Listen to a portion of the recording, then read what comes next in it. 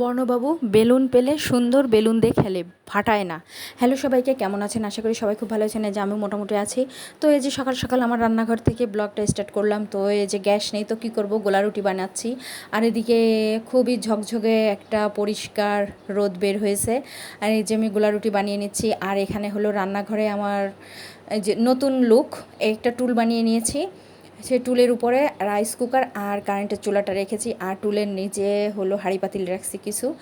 আর কি আর করা যাবে, কারণ টেবিলের উপর রাখলে অনেক মানে কোনো তরকারি রাখা যায় না, কিছু না, আর ভাতও খাওয়া যায় না। সেজন্য এটা আর কি সরালাম, রান্নাঘরে নিয়ে আসলাম। আবার সেখানে আবার প্লাগ বানাতে হয়েছে। এই যে এই প্লাগ বাথরুমের পাশ দিয়ে নিয়ে আসছি।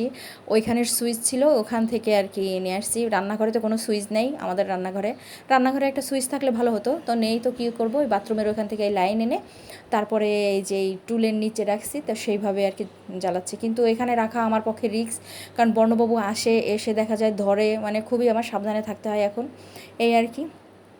তো রান্নাঘরে তো এমনি আমার জায়গা কম, তারপরে পাশে এই র্যাকটা রাখছি, আবার পাশে কাপড় রাখছি, তা না হলে তেল ছিটে রাইস কুকারে লাগে, মানে কত যে ঝামেলা, কত যে জ্বালা।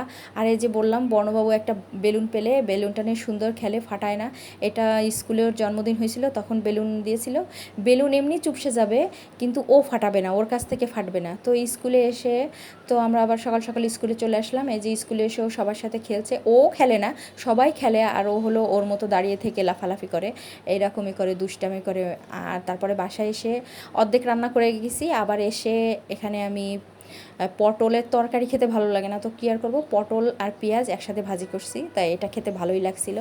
আর এখানে বেগুন দিয়ে চিংড়ি মাছ দিয়ে রান্না করছি, আর বনের জন্য একটা শিং মাছ দিয়ে রাখছি, আর হলো রাইস কুকারে ভাত রান্না করছি। এই হলো আমাদের দুপুরে মেনু। তো ঠিক আছে, টাটা।